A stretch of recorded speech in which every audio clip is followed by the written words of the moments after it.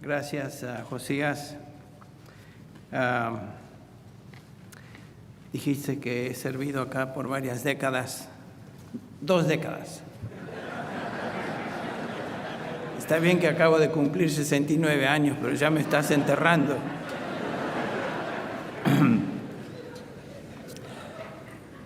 Así que, bueno, gracias de todas maneras. La intención fue buena, excelente. Como pastor del Ministerio Hispano y como anciano también dentro de esta iglesia, es un privilegio y un honor tenerles a todos ustedes aquí con nosotros en esta conferencia. Un gozo especial para mí. Yo siempre salgo y estoy en conferencias, pero es la primera conferencia totalmente en español aquí en nuestra iglesia. Así que estamos contentos, muy contentos de tenerles aquí.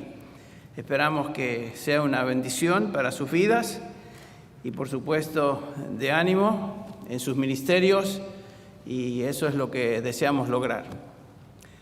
En esta mañana vamos a estar en 2 de Timoteo,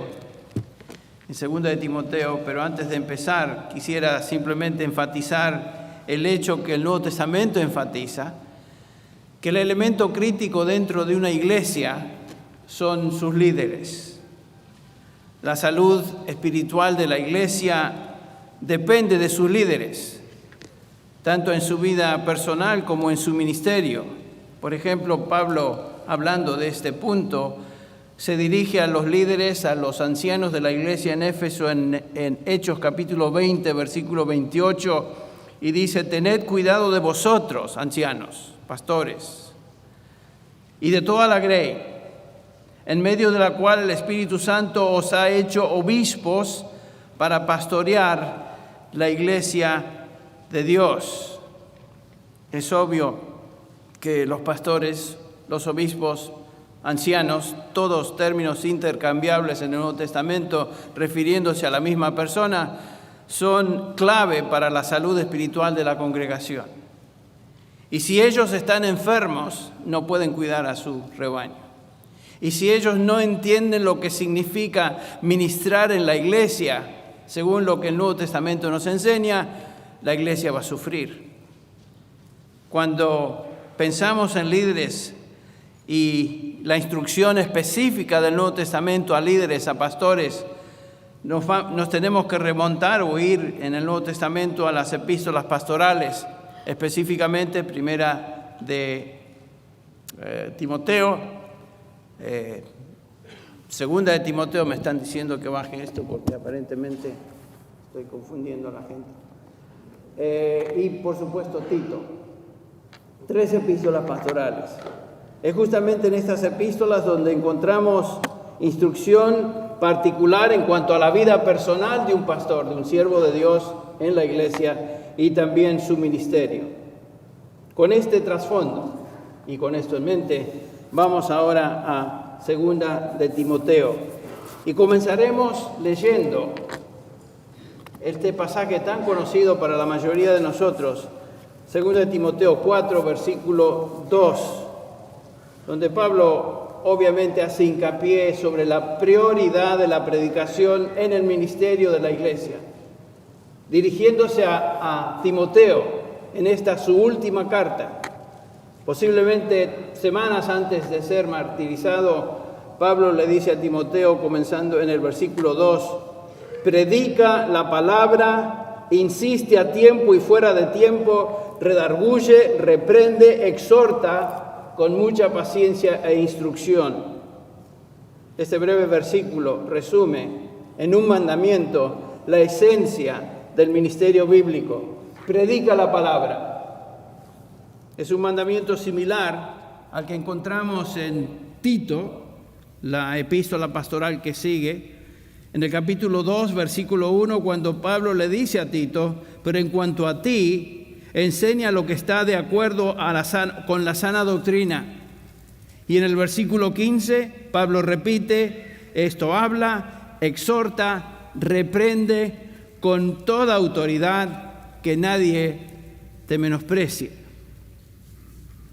Instrucciones, mandamientos a 2 pastores, delegados apostólicos, uno a Timoteo y otro a Tito.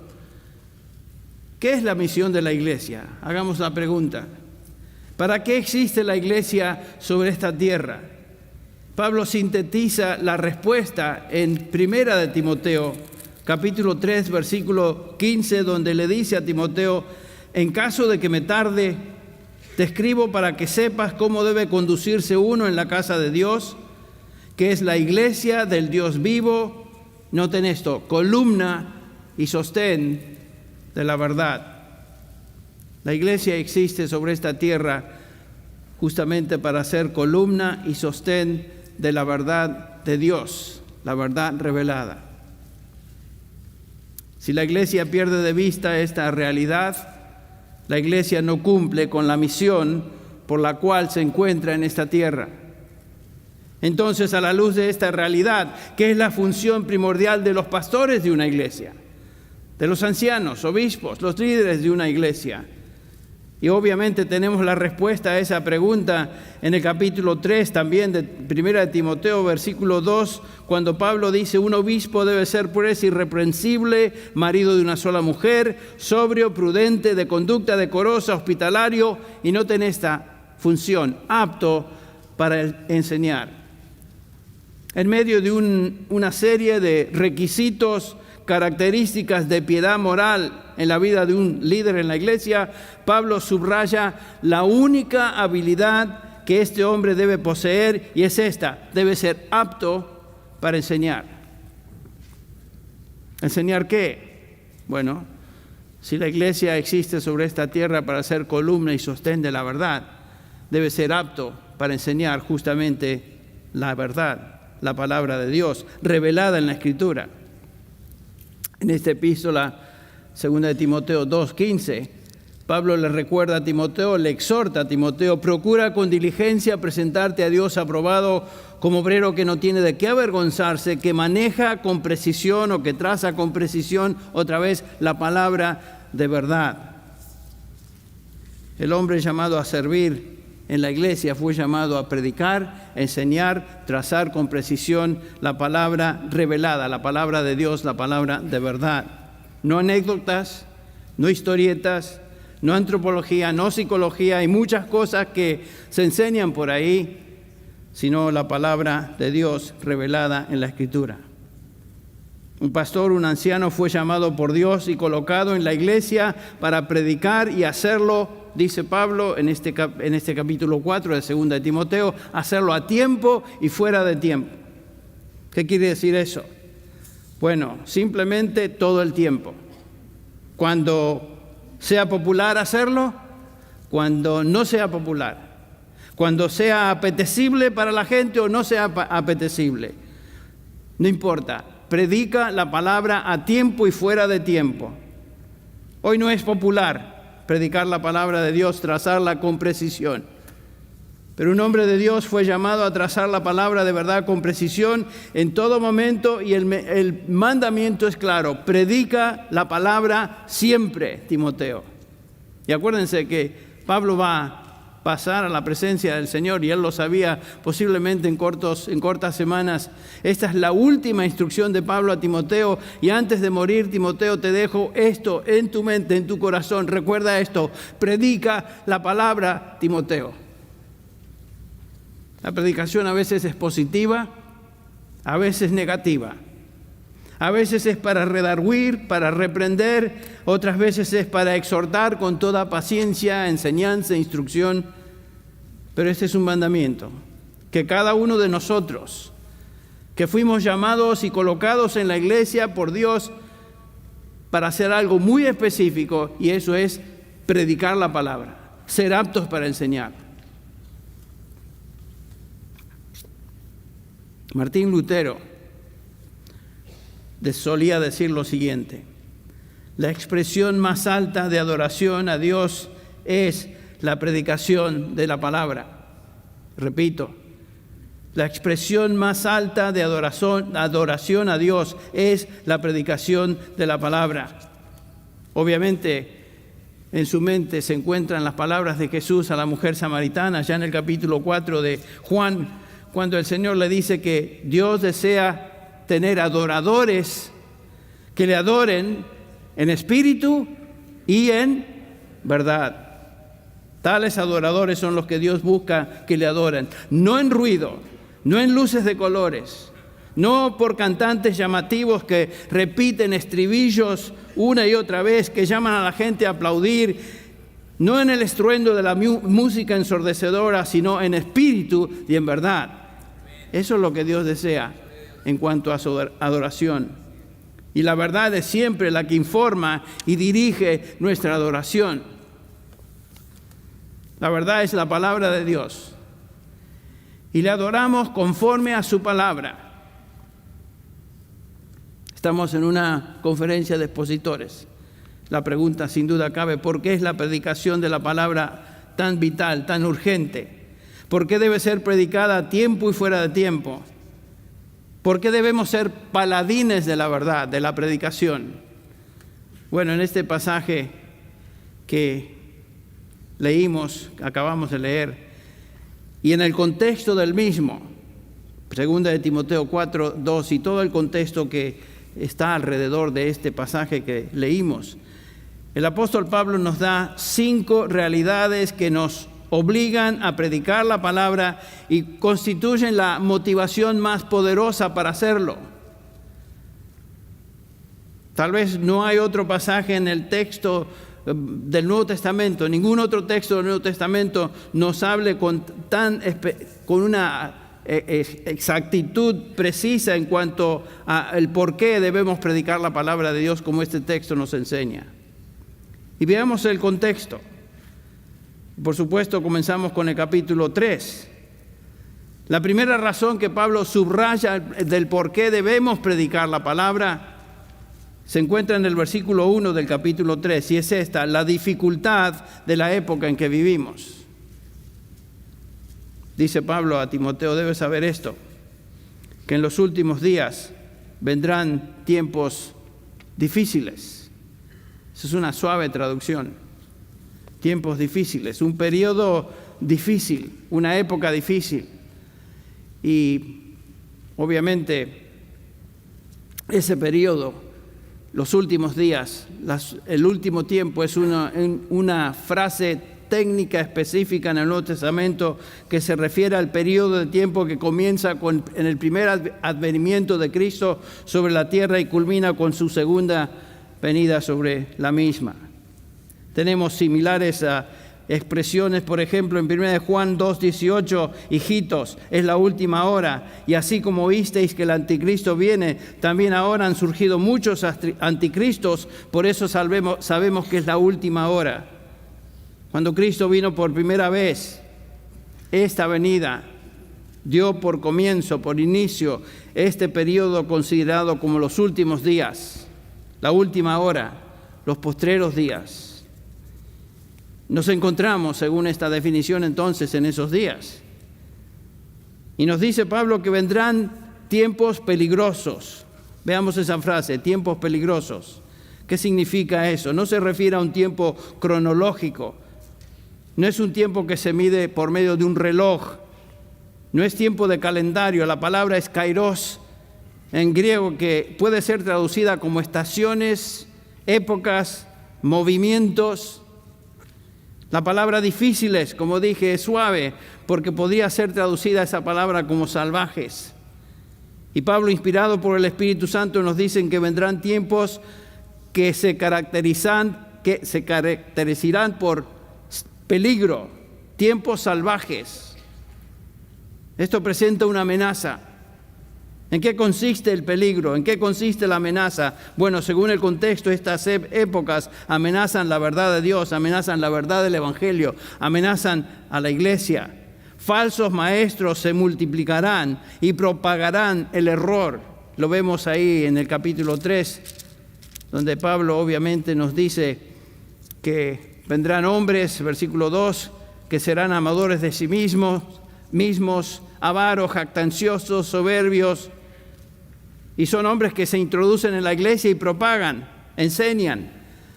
Dice el versículo 5, tienen apariencia de verdad, pero han negado el poder de la misma. En el versículo 8 nos dice Pablo que tales como Janes y Jambres se oponen a la verdad, hombres de mente depravada, reprobados en lo que respecta a la fe. Y Pablo entonces tiene en mente la falsa enseñanza que se va a introducir en las iglesias, se va a introducir en la iglesia. Y a medida que pasan los años, a medida que pasan estos tiempos, se hará cada vez más y más difícil. Noten el versículo 13, estos peligros van a crecer, la iglesia no va a mejorar. Dice, los peligros crecerán, van a incrementarse en intensidad y cantidad y en frecuencia. Noten el versículo 13, pero los hombres malos, estos falsos maestros, impostores irán de mal en peor, engañando y siendo engañados. Estos tiempos comenzaron cuando Jesús vino y estableció su iglesia y han continuado y continuarán de manera cumulativa hasta que el Señor venga por segunda vez. Lo interesante es que no vienen y se van, sino que vienen, se quedan y otras épocas peligrosas se añaden a lo que ya era peligroso. Se agregan y constituyen cada día un peligro mayor. Esto quiere decir entonces que los tiempos peligrosos se vuelven aún más peligrosos, más salvajes. Cuando miramos lo que sucede alrededor nuestro en la iglesia y en el contexto social, económico y político, podemos ver que nos encontramos en una época de muchísimo peligro. Y las cosas no van de bien a mejor, las cosas van de peor a peor a peor.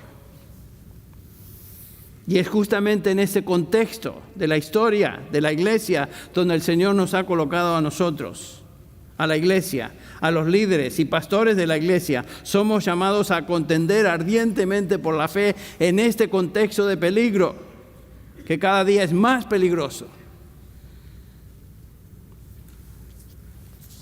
Hablando de estas influencias y estas ideologías que afectan y errores que afectan a la iglesia, Pablo en 2 Corintios 10 dice, escribiendo a los Corintios, comenzando con el versículo 3, porque aunque andamos en la carne, no luchamos según la carne, porque las armas de nuestra contienda no son carnales, sino poderosas en Dios para la destrucción de fortalezas. Noten que dependemos en Dios, dependemos en su verdad para destruir esas ideologías falsas. Dice el versículo 5, destruyendo especulaciones y todo razonamiento altivo que se levanta contra el conocimiento de Dios y poniendo todo pensamiento en cautiverio a la obediencia de Cristo. ¿Qué necesitamos para luchar? Escuche esto. Para luchar en contra de estas fortalezas, en contra de estas ideologías, estos razonamientos peligrosos y, ¿por qué no, salvajes? Implacables que amenazan la salud de la iglesia, necesitamos a hombres, predicadores, maestros que sean capaces de enseñar, que sean aptos para enseñar. Más que nunca necesitamos eso en la iglesia. Así que no es simplemente una conferencia con un título interesante para que ustedes salgan con la idea, bueno, está bien, enseñar, proclamar, exponer la palabra. Eso es vital para la salud de la iglesia. No es fácil luchar contra las influencias que se acumulan en contra del conocimiento de Dios. No es fácil ser una persona que tenga discernimiento. Se necesitan hombres de Dios que conozcan la verdad y la sepan trazar con precisión. Por eso tenemos instituciones como IDEX, entre otras, Masters, que preparan a hombres justamente en esto, para que sepan trazar la palabra con precisión y luchar contra estas fortalezas, ideologías peligrosas, y predicar la verdad, trayendo a los escuchas al sometimiento de la Escritura. Bueno, esa es la primera razón por la cual debemos predicar. Pero Pablo nos da una segunda razón encerrada en este pasaje, en este contexto, por la cual debemos predicar, no solamente porque estamos en días peligrosos o vivimos épocas peligrosas, sino porque tenemos el ejemplo de otros en el pasado, hombres de Dios que predicaron justamente y trazaron la palabra con precisión. Lo vemos en el versículo 10 del capítulo 3. Pablo le dice, pero tú has seguido mi enseñanza, conducta, propósito, fe, paciencia, amor, perseverancia. Pablo le recuerda a Timoteo que él debe continuar el patrón de enseñanza y conducta que había recibido del mismo apóstol Pablo. Pablo le dice, tú viste cómo ministré, tú observaste mi vida, tú viste lo que enseñé, observaste y escuchaste lo que enseñé. La devoción de mi ministerio bajo todo tipo de circunstancias.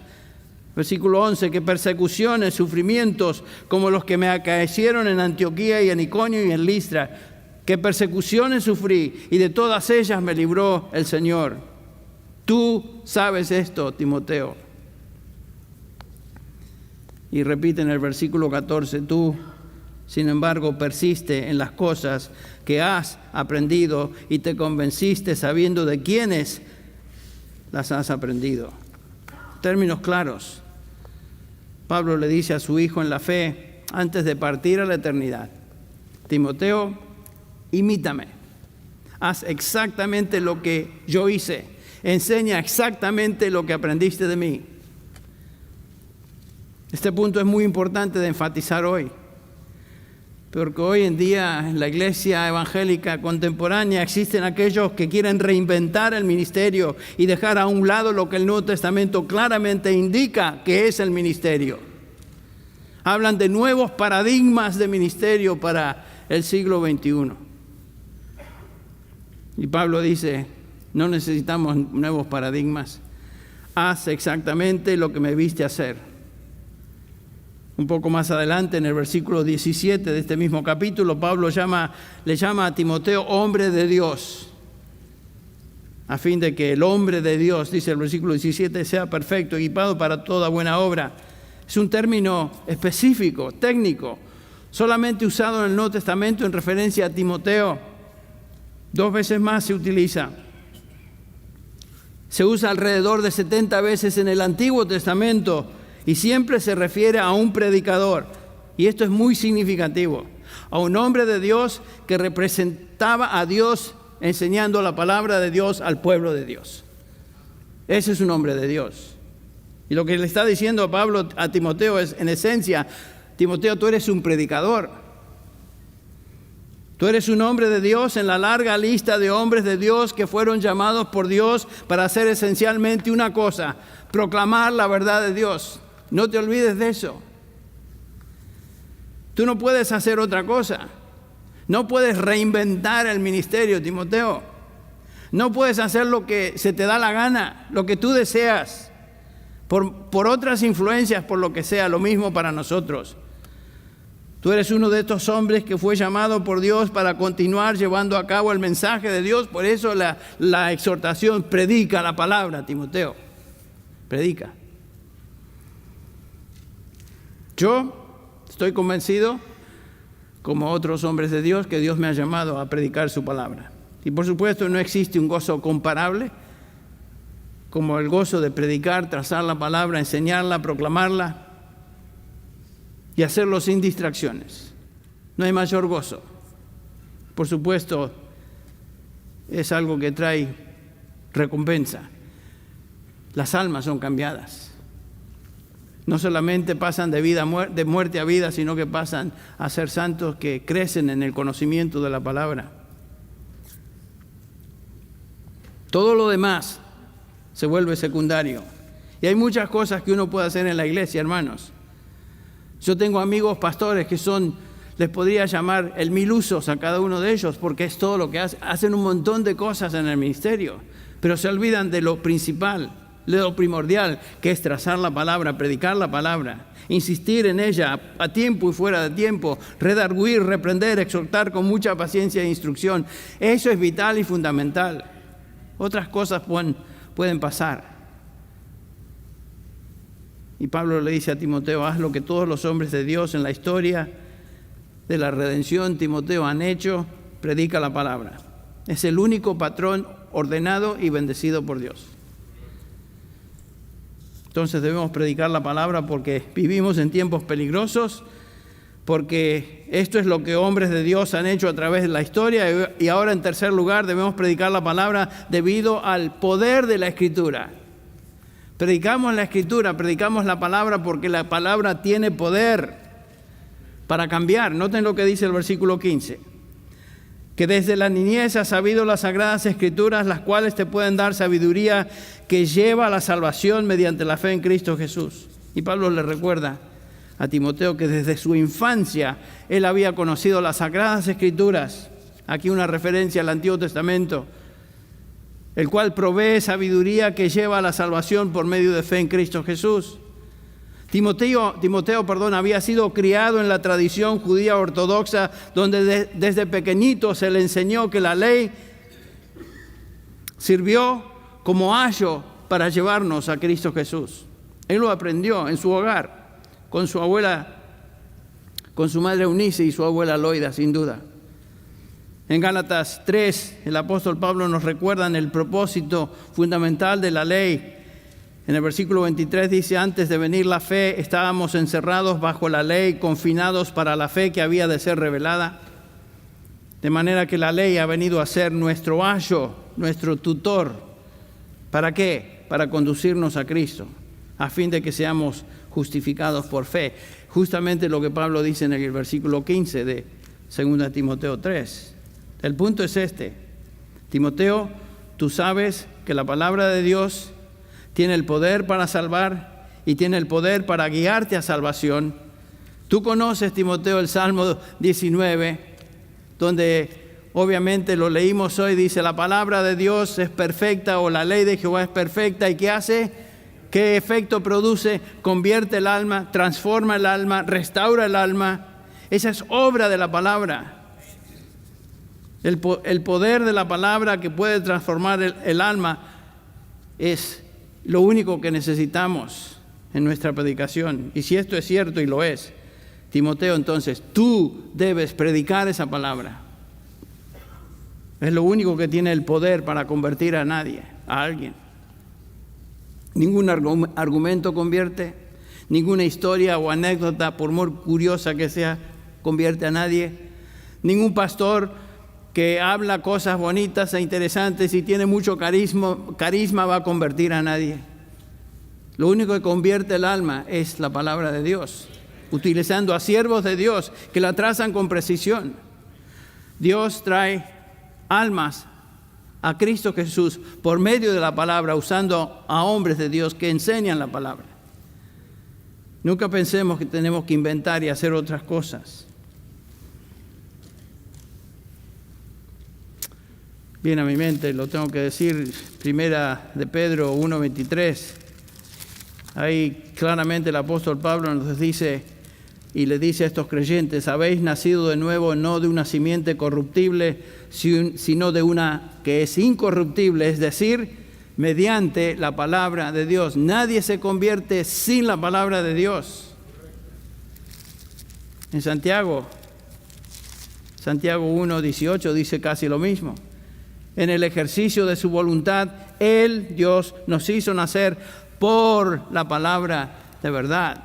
La palabra de Dios, la predicación de la palabra es insustituible para que las almas lleguen al conocimiento del Evangelio y por lo tanto fe en el Señor Jesucristo.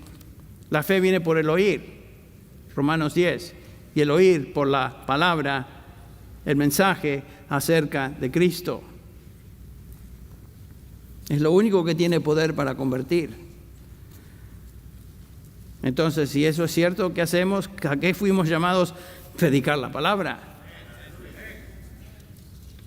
Está bien decir aleluya y amén de vez en cuando, sí.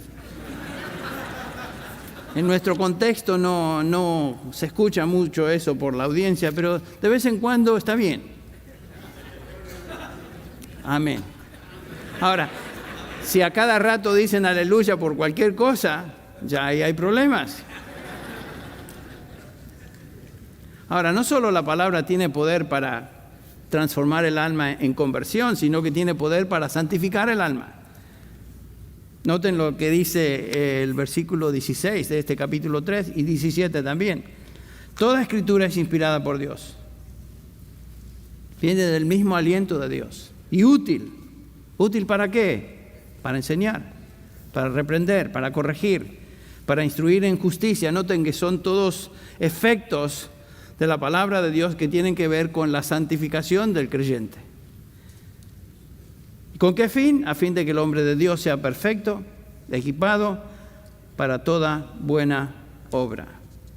¿Cómo es que la palabra santifica? Bueno, la palabra nos provee doctrina, nos enseña, la palabra de Dios corrige el error, reprende el pecado, endereza lo torcido, entrena en justicia. Son todos efectos de la palabra de Dios cuando es predicada y enseñada. Y por supuesto, uno no se convierte en un santo varón de Dios o mujer de Dios de la noche a la mañana por medio de una predicación. Es el continuo efecto de la palabra de Dios en la vida de los creyentes que lleva a cabo este trabajo, esta obra de santificación, de instrucción. A veces nos confronta, a veces nos enseña, a veces nos redarguye y nos vemos en la palabra de Dios y creíamos que todo estaba bien y de repente nos damos cuenta, no, todo está bien. Y el Señor, por su Espíritu, en su palabra nos dice, esto debe cambiar, esto debe cambiar. Y sin duda en esta conferencia van a tener oportunidad de escuchar, todos nosotros, de escuchar mensajes que nos hacen pensar y nos motivan a cambiar. No porque yo lo diga, no porque Sugel lo diga, no porque Josías lo diga, no por lo que diga aún el pastor MacArthur esta noche o Lawson, que entre paréntesis, siempre me da mucho temor predicar en este púlpito. Ustedes no me ven las rodillas, pero están así.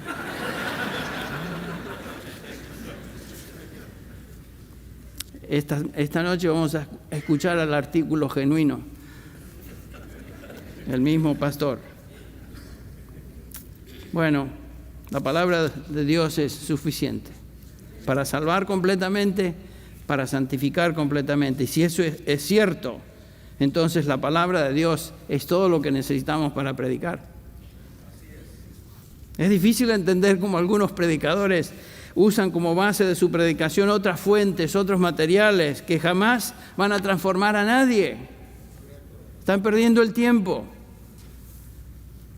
Ahora, existe una cuarta motivación que veremos acá para predicar la palabra que podemos observar y extraer de este pasaje.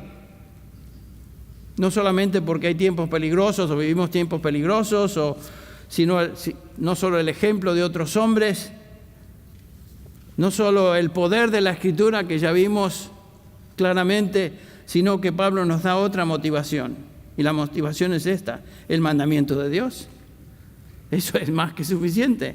Versículo 1 dice del capítulo 4, te encargo solemnemente en la presencia de Dios y de Cristo Jesús, que ha de juzgar a los vivos y a los muertos por su manifestación y por su reino, predica la palabra. Noten cómo Pablo comienza, o el prefacio que da antes del versículo 2. Te encarezco, te encargo delante de Dios y del Señor Jesucristo. Es un pasaje con un tono muy sobrio. Por supuesto, Pablo está a punto de ser martirizado y quiere dejar esto claro en la vida de este joven pastor. Te encarezco. Timoteo, no es mi opinión, te encarezco delante de Dios que hagas esto.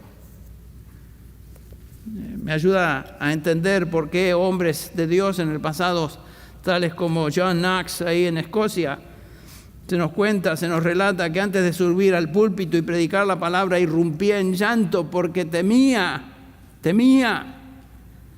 no enseñar lo que Dios exactamente dice. Un temor santo. Debemos estar conscientes cada uno de nosotros delante de quién estamos cuando predicamos. Aún el apóstol Pablo, cuya conciencia era limpia y tranquila, nos dice en 1 Corintios 4:3, en cuanto a mí, es de poca importancia que yo sea juzgado por vosotros o por cualquier tribunal humano. De hecho, ni aun yo me juzgo a mí mismo, porque no estoy consciente de nada en contra mía, mas no por eso estoy sin culpa, pues el que me juzga es el Señor. Por eso el mandamiento a nosotros, a Timoteo en particular, pero a nosotros, procura presentarte a Dios aprobado. como obrero que no tiene de qué avergonzarse, que traza con precisión la palabra de verdad. ¿Cómo vamos a ser aprobados delante de Dios? Es por medio de cuán fieles fuimos en trazar con precisión su palabra. Así nos va a juzgar. Así que debemos tener este temor santo antes de hablar, antes de predicar la palabra, saber delante de quién lo estamos haciendo. Por supuesto, un hombre de Dios no predica para caer bien a la gente.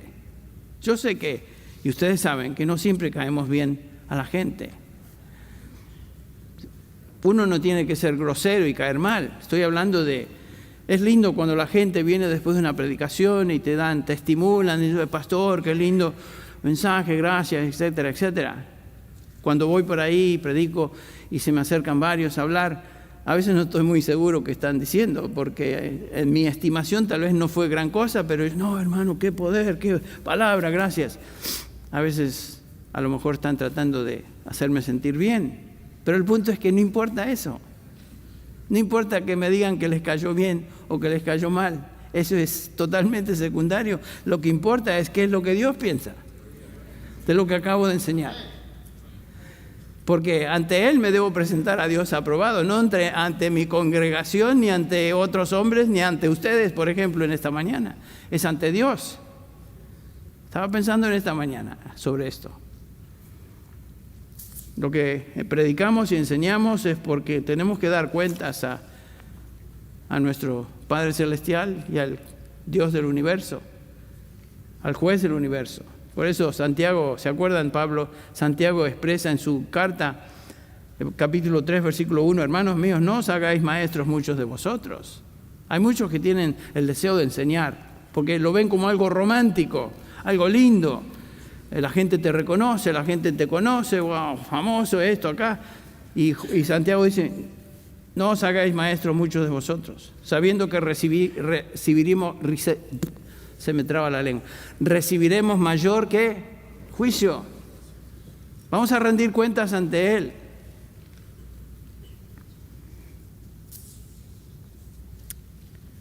En Hebreos, el autor de Hebreos, capítulo 13, versículo 17, dice, obedecer a vuestros pastores y sujetaos a ellos, porque ellos velan por vuestras almas como quienes han de dar cuenta. Ese tema siempre está en el Nuevo Testamento. Vamos a dar cuenta.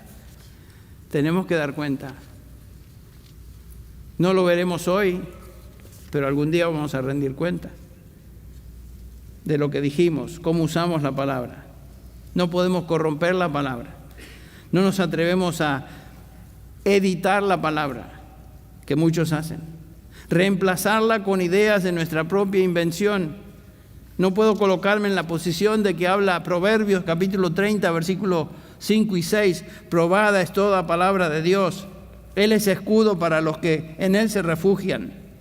Y yo diría, para los que trazan con precisión su palabra, no añadas a sus palabras, no sea que Él te reprenda y seas hallado, ¿qué? Mentiroso.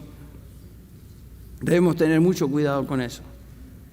Algún día estaremos ante el tribunal del Señor y nuestra predicación va a ser finalmente juzgada.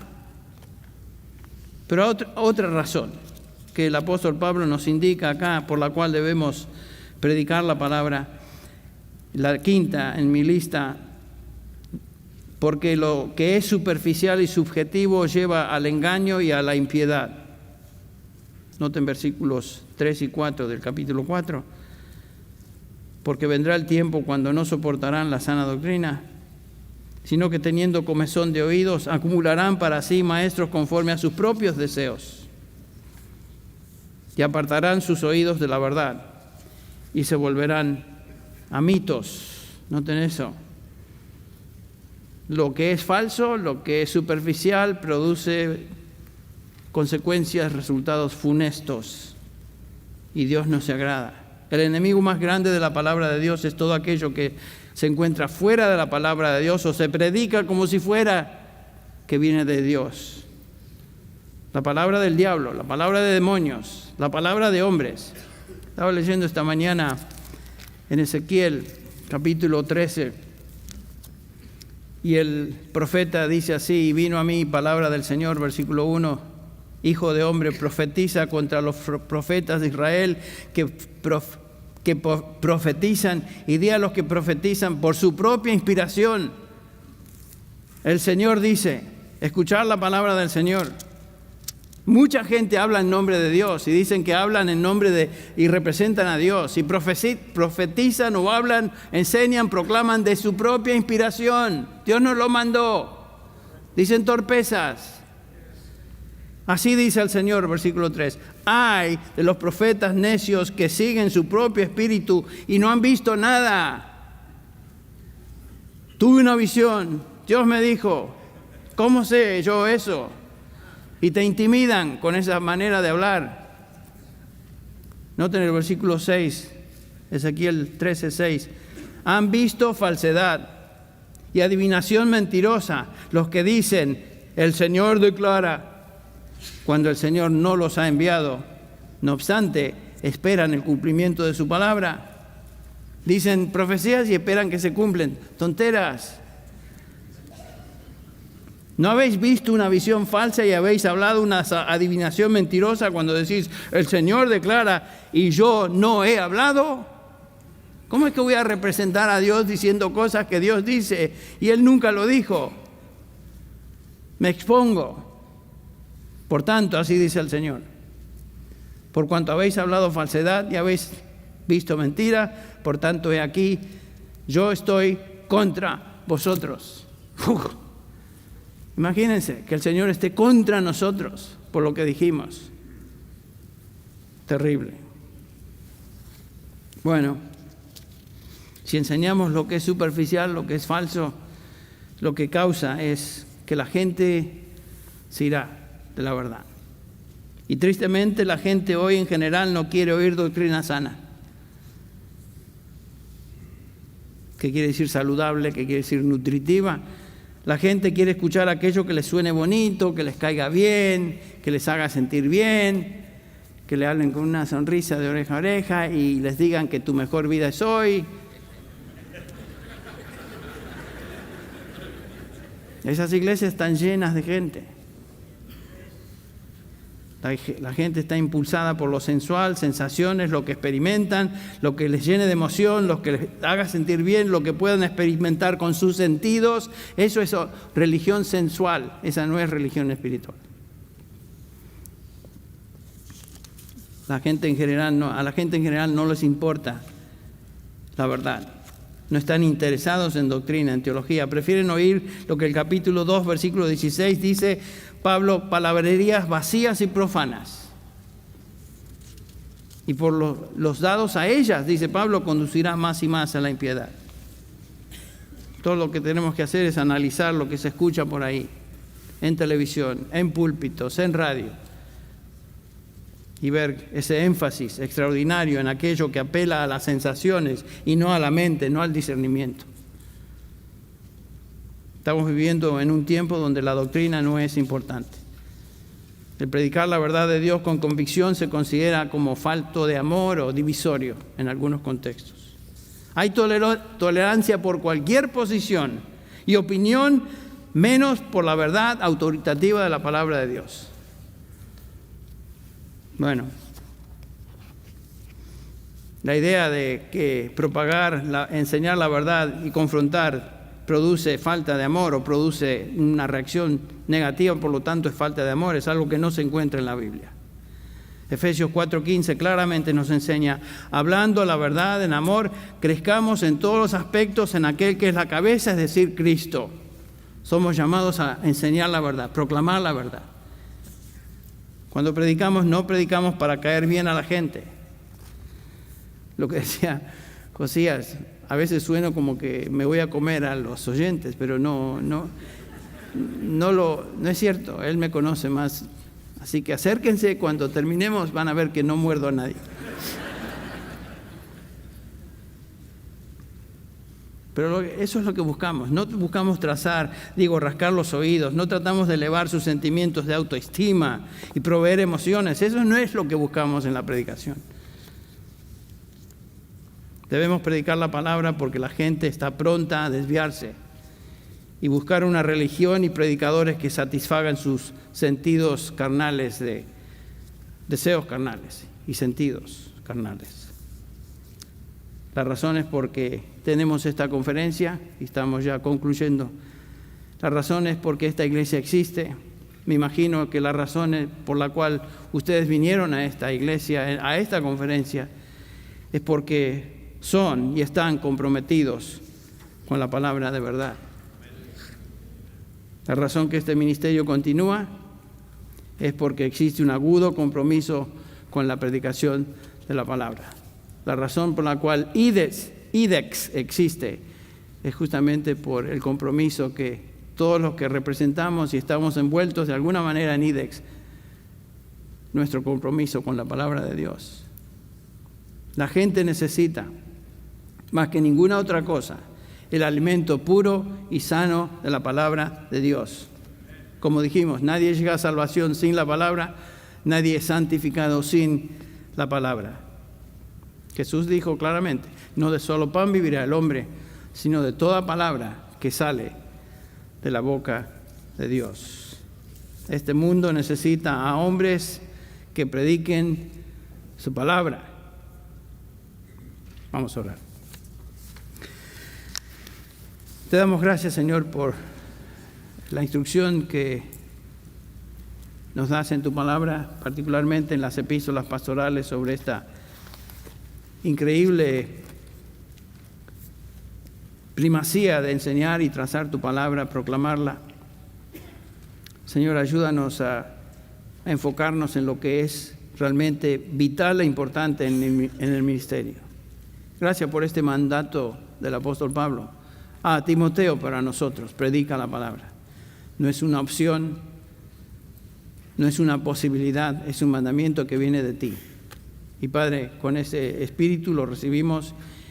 Te pido, Señor, que bendigas a cada hombre, a cada hermana aquí presente en esta conferencia.